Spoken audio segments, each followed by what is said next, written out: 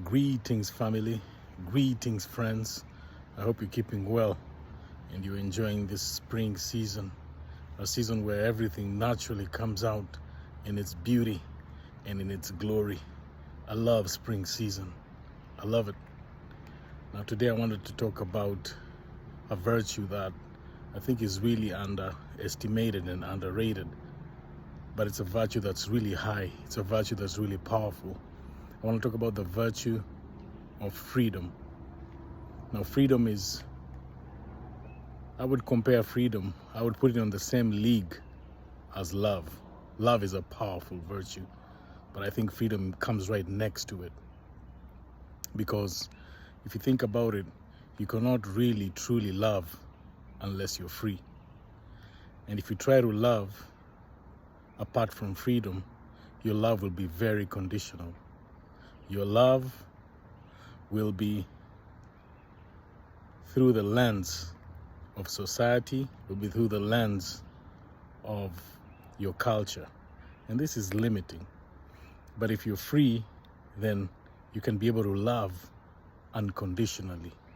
And how we need unconditional love in this world. But you cannot attain to it unless you are free. And how do you become free? We have a passage in the scripture that I think most of us are really familiar with. This passage goes like, "You shall know the truth, and the truth shall set you free." Well, what freedom are we talking about? Or what truth are we talking about? The truth of your being, the truth of yourself. Who are you really? Who are you? Everything stands and falls upon the discovery of yourself. I usually like to say that the greatest discovery is self-discovery.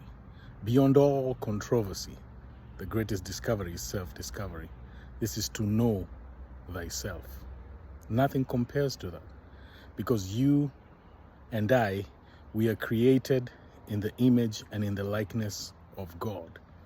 And when I say God, I don't mean a man up in the sky with a long beard, with a stick, counting tabs. That's not what I'm talking about. When I say God, I'm talking about the virtue of love, the virtue of beauty, the virtue of intelligence, the virtue of grace, and the virtue of freedom.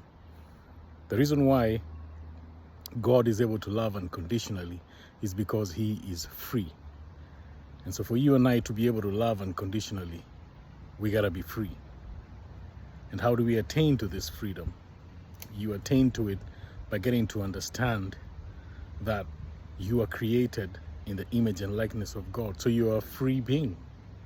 You are free.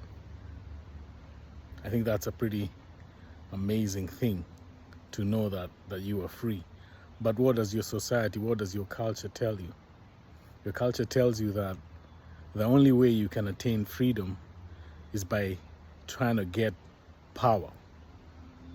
So you'll find a lot of people who try to get freedom through the power that they have. But I want to let you know that freedom is actually independent of power. Freedom stands alone. And actually freedom is power. How many people do you know that are powerful and yet are not free? I'm sure you know tons of them. And when I talk about freedom, I'm not talking about financial freedom. Nothing wrong with financial freedom. I'm talking about freedom from your trauma, freedom from your negative attitudes and dispositions, freedom from your evil desires and habits. This is the freedom that I'm talking about. And once you attain to this level of freedom, then you are a powerful person.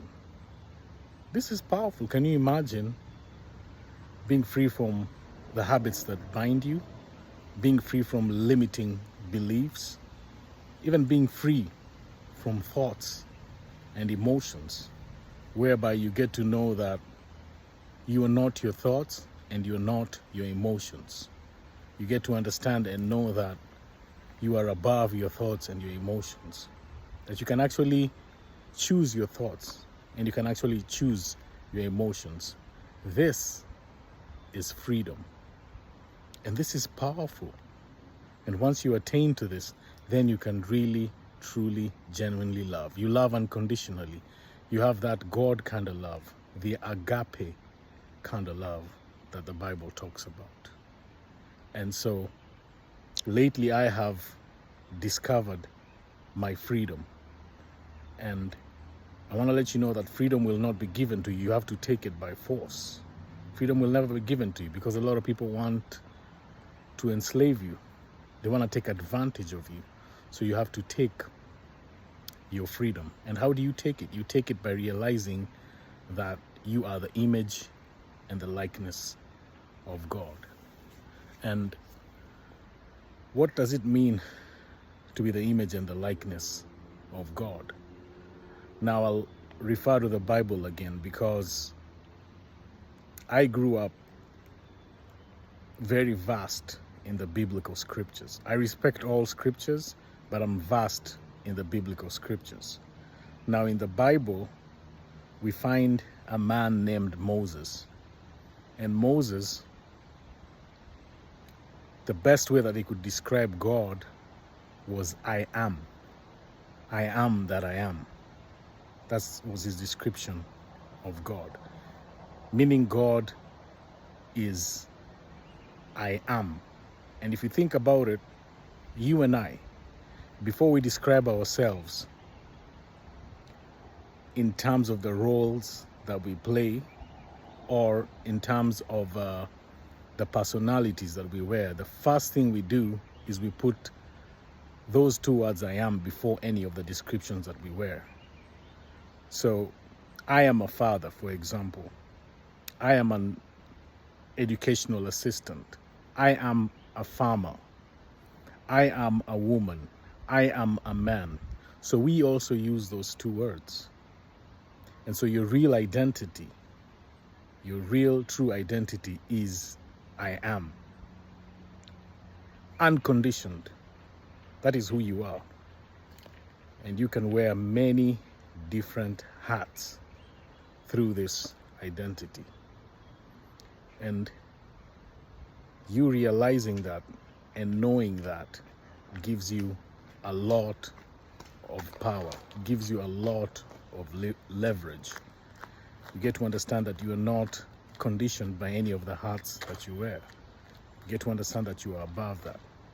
This is freedom, getting to know that you are I am, the unconditioned I am. So I wanted to share this with you because I think it's pretty powerful and it's life-changing. It's changed my life. It's really made me a better person. And so I hope you'll be able to think about this, ponder this, and apply it in your life. Nothing compares to freedom. The best things in life are for free. Have a blessed day. Take care. Peace.